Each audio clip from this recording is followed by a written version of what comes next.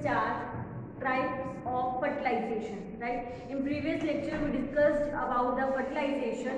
Now we are going to start the types of fertilization, right? पिछले lecture में हमने पढ़ा था कि फर्टिलाइजेशन क्या होता है, जब मेल एंड फीमेल गैमेट्स का फ्यूजन होता है तो उस प्रोसेस को हम फर्टिलाइजेशन बोलते हैं, राइट? तो अब फर्टिलाइजेशन में उसके टाइप्स होते हैं कि फर्टिलाइजेशन कितने टाइप का होता है। जो फर्टिलाइजेशन है वो टू टाइप्स का होता है, इंटरनल फर्टिलाइजेशन और एक्सटर्नल फर्टिलाइजेशन। इंटरनल फर्टिलाइजेशन मतलब जो हमारी बॉडी के अंदर होता है, ठीक है। इंटरनल फर्टिलाइजेशन जो एनिमल्स की बॉडी के अंदर होता है, राइट? तो उसको हम क्या बोलते हैं, इंटरनल फर्टिलाइजेशन बोला जाता है, राइट? अब मैंने बार बार टर्म आ रही है, ह्यूमंस में भी बता रहे हैं, एनिमल्स में भी बता रहे हैं, पर जो ह्यूमंस और कुछ एनिमल्स में क्या होता है, इंटरनल फर्टिलाइजेशन होता है। मेनली ह्यूमंस और कुछ एनिमल्स में इंटरनल फर्टिलाइजेशन होता है, मतलब उनकी बॉडी के अंदर होता है फर्टिलाइजेशन, राइट? जब मेल गैमेट्स और फीमेल गैमेट्स का फ्यूजन होता है तब फर्टिलाइजेशन हो रहा है। तो जो ह्यूमंस और कुछ एनिमल्स की बॉडी के अंदर जब फर्टिलाइजेशन होता है तो उसको हम इंटरनल फर्टिलाइजेशन बोलते हैं। ये मेनली जो इंटरनल फर्टिलाइजेशन है बॉडी, ये आपको याद रखना है, बॉडी के अंदर होता है। मेनली ये ह्यूमंस और कुछ एनिमल्स जैसे काऊ है, डॉग है, हेन्स है, इनमें ही इंटरनल फर्टिलाइजेशन होता है। क्लियर? फिर से रिपीट कर रही हूँ, इंटरनल फर्टिलाइजेशन मतलब जो फर्टिलाइजेशन बॉडी के अंदर हो रहा है उसमें हम ह्यूमंस आते हैं, कुछ एनिमल्स आते हैं जैसे डॉग है, काऊ है, राइट, हेन्स हैं, उनमें क्या होता है, इंटरनल फर्टिलाइजेशन होता है। ओके, फर्टिलाइजेशन तुम्हें क्लियर है? जब मेल गैमेट्स और फीमेल गैमेट्स का फ्यूजन होता है तब उसको हम क्या बोलते हैं, फर्टिलाइजेशन बोला जाता है। क्लियर? तो देखो, in internal fertilisation inside the animals body, वो क्या हो रहा है, एनिमल्स बॉडी के अंदर हो रही है। क्लियर हो गया? इंटरनल में। एक्सटर्नल फर्टिलाइजेशन क्या होता है, जब मेल एंड फीमेल गैमेट्स का फ्यूजन आउटसाइड द बॉडी होता है। इनसाइड द बॉडी कुछ नहीं हो रहा, आउटसाइड द बॉडी होता है। ये मेनली वाटर में होता है, और जो मेनली एक्वेटिक एनिमल्स होते हैं, जो एनिमल्स वाटर में रहते हैं, उनमें क्या होता है, मेनली एक्सटर्नल फर्टिलाइजेशन का प्रोसेस होता है। और मेनली ये एक्सटर्नल फर्टिलाइजेशन कहाँ हो रहा है, इन वाटर। ओके, तो देखो, fusion of male and female gametes take place outside the body of the animals body. मतलब ये क्या हो रहा है, आउटसाइड हो रहा है, बॉडी के, एनिमल्स बॉडी के आउटसाइड हो रहा है, ना कि इनसाइड हो रहा है। क्लियर? फिर इसके बाद क्या हो रहा है, in this animals fertilisation take place in water. मैंने बताया आपको, इसमें फर्टिलाइजेशन मेनली कहाँ पे होता है, इन वाटर में होता है। कहाँ होता है, वाटर में होता है। कहाँ पे होता है, आउटसाइड द बॉडी होता है। ओके, नाउ नेक्स्ट पॉइंट, फिर it is very common in aquatic animals. Aquatic animals तो तुम्हें पता ही है, जो एनिमल्स वाटर में रहते हैं, ठीक है। It is very common in aquatic animals. जी, कहाँ पे कॉमन होता है, एक्वेटिक एनिमल्स में ये कॉमन होता है। Clear? Such as fish, starfish, ठीक है, और भी बहुत सारे एनिमल्स क्या है, एक्वेटिक है, जैसे फ्रॉग है, टोड्स है, ये क्या है, वाटर में रहते हैं। तो उनमें क्या होता है, एक्सटर्नल फर्टिलाइजेशन होता है, राइट? आउटसाइड द बॉडी होता है। मैं बार बार रिपीट कर रही हूँ, ये बहुत इंपॉर्टेंट टर्म्स हैं। आउटसाइड द बॉडी होता है, ठीक है, और मेनली कहाँ पे होता है, वाटर में होता है। ओके, फिर एग्जाम्पल, ड्यूरिंग और rainy season frogs and toads move to ponds and river। क्या होता है, जब ड्यूरिंग रेनी सीजन होता है और स्प्रिंग का सीजन जब होता है, जब जो टोड्स होते हैं या फ्रॉग्स होते हैं वो रिवर और पोन्स की तरफ जाते हैं, ठीक है, उनमें चले जाते हैं। फिर क्या करते हैं वो, when the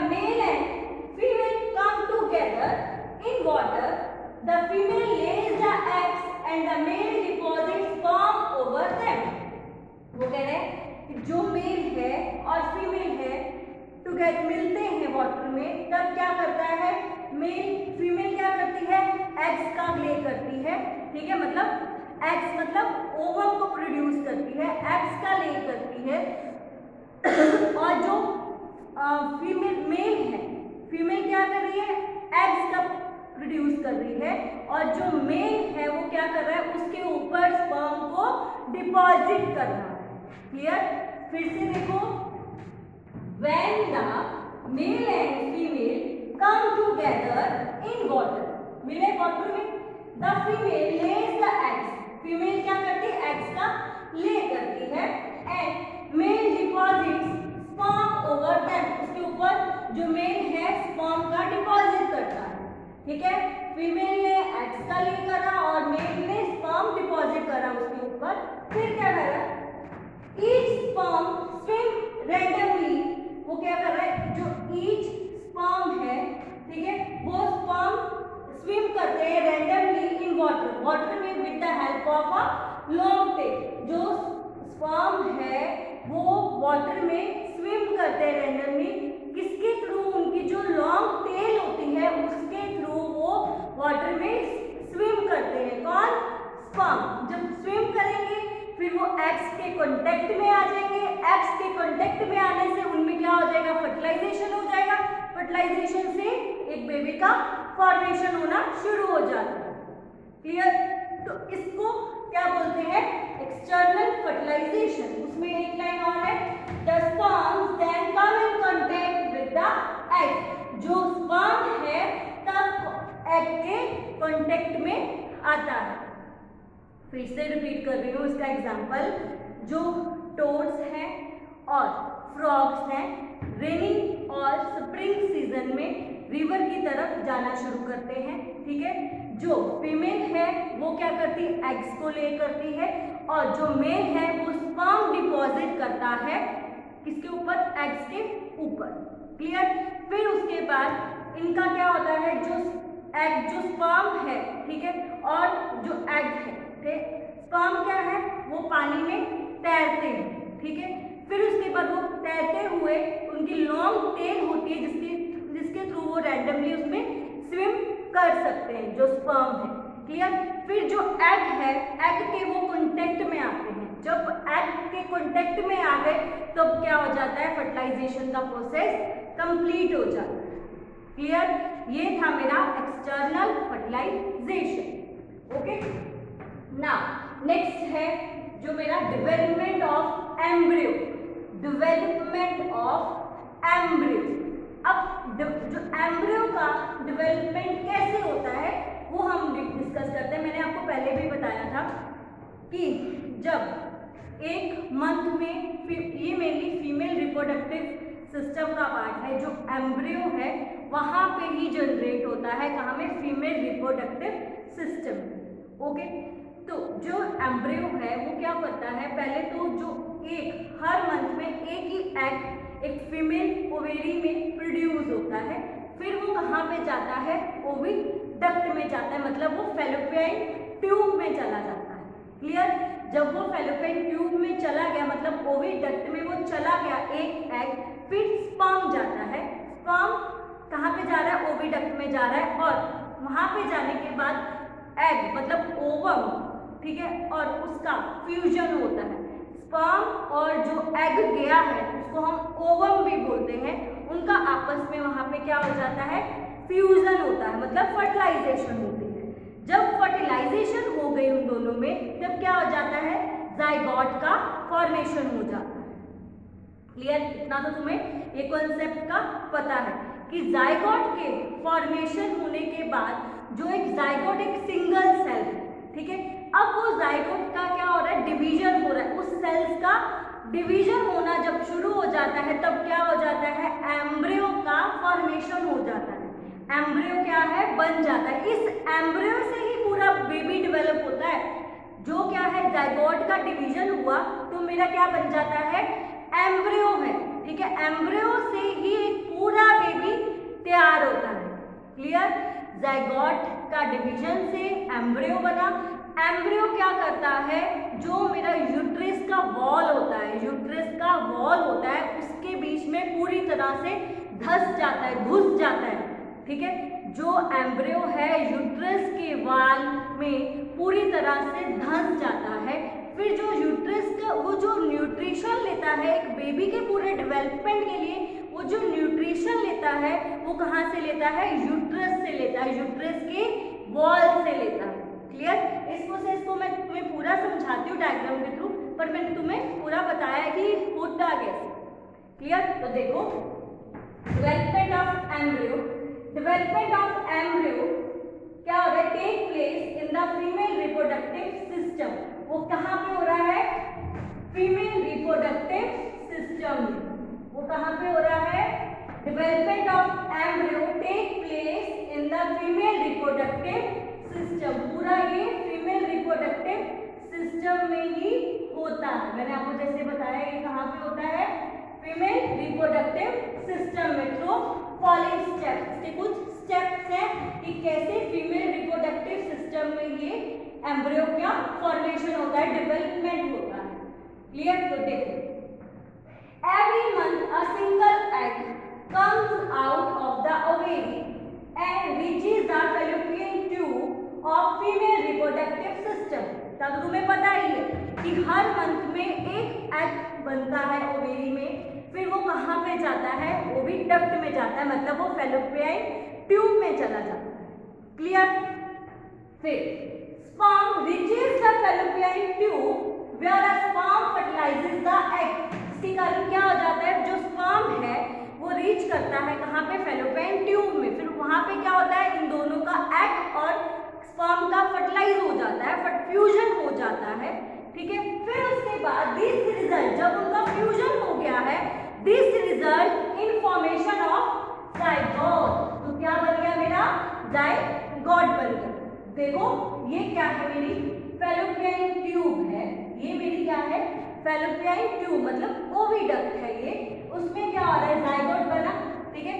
एक सिंगल सेल है तो इसका डिवीजन होके ये बना, फिर 2 सेल बने, फिर 3 बने, फिर 4 बने, फिर 5 बने, फिर 6 बने, ठीक है। ऐसे क्या हो गया, जाइगोट एक सिंगल सेल था, इसमें क्या हो गया, उसका डिवीजन हो गया। तो क्या बन गया मेरे, ये पूरे सेल्स का डिवीजन हो रहा है, ठीक है। तो इसके डिवीजन से क्या बना मेरा, ये एम्ब्रियो बन गया। क्या बन गया मेरा, एम्ब्रियो, क्योंकि ये यूट्रस है, ठीक है। ये सारे क्या है, यूट्रस है। यहाँ पे क्या बन गया मेरा, एम्ब्रियो बन गया। जब एम्ब्रियो बना तो ये क्या है, यूट्रस का वॉल है, ये जो है ये क्या है, यूट्रस का वॉल है। यूट्रस के वॉल में ये जो एम्ब्रियो है पूरी तरह से धंस जाता है, इम्प्लांटेड हो जाता है, धंस जाता है, ठीक है। जब ये पूरी तरह से उसके अंदर धंस जाता है तो ये क्या है, जो न्यूट्रिशन है तो इस वॉल से ही ये पूरा न्यूट्रिशन ले रहा है। कौन, एम्ब्रियो। एम्ब्रियो इस वॉल में धंस जाने के बाद इस वॉल से ही, यूट्रस की वॉल से ही वो पूरा क्या है, न्यूट्रिशन लेता है। जब वो पूरा न्यूट्रिशन लेगा तभी तो एक बेबी पूरा बनेगा, राइट। तो इसमें क्या है, वो पूरा यहाँ से जो एम्ब्रियो है पूरा न्यूट्रिशन लेता है और उससे पूरा क्या बन जाता है, पूरे बेबी का फॉर्मेशन हो जाता है। क्लियर। जाइगोट के डिवीजन से क्या बना, एम्ब्रियो बना। जो एम्ब्रियो है वो किसकी, यूट्रस की वॉल में पूरी तरह से धंस जाता है और वहां से ही इस वॉल से वो पूरा क्या ले रहा है, न्यूट्रिशन ले रहा है। उसका स्टेप मैं आपको बताती हूँ, राइट।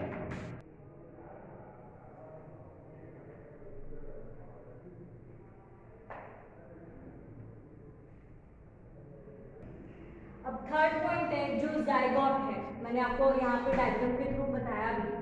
जो जाइगोट है वो क्या करता है, divide repeatedly to give rise to a ball of cells. जो ये जाइगोट है एक सेल बॉल के शेप में एक सेल का डिवीजन करता है, ठीक है। उसके बाद the cell then begin to form a groups. अब ये देखो जो सेल्स है ग्रुप्स में बन गए, ये 2 ग्रुप, ये सब ग्रुप्स में बन गए, ठीक है। जाइगोट क्या है, सेल्स, जाइगोट सेल था, उसने आगे बॉल्स में सेल्स की फॉर्म में उसका डिवीजन कर दिया। ये जो जाइगोट था उसका क्या हो गया, डिवीजन हो गया। तब फिर इनमें आपस में क्या हो गया, ग्रुप बनने शुरू हो गए। जब इनका ग्रुपिंग हुआ तब क्या हो गया, टिश्यूज और ऑर्गन का डेवलपमेंट होनी शुरू हो गई, टिश्यूज और ऑर्गन बनने शुरू हो गए। यही प्रोसेस ही क्या होता है, एम्ब्रियो होता है। यही प्रोसेस क्या होता है, एम्ब्रियो होता है। बिल्कुल कंफ्यूजन होने वाली कोई बात नहीं है इसमें। जाइगोट है, सेल है, सेल का आगे डिवीजन हो रहा है, डिवीजन होने से मेरा क्या बन रहा है, एम्ब्रियो बन रहा है। जो एम्ब्रियो जब बनता है वो क्या होता है, वो जब ऑर्गन्स, टिश्यूज का स्ट्रक्चर बनना शुरू हो जाता है, वही प्रोसेस क्या होती है, embryo.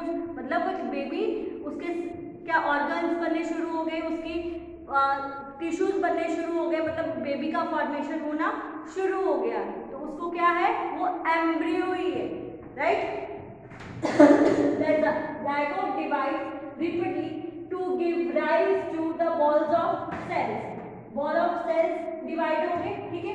The cells then begin to form a groups. Groups में बन गए cell that develop into different tissues and organs of the body. तब क्या हो गया, different tissues और organ बन गए body के, ठीक है।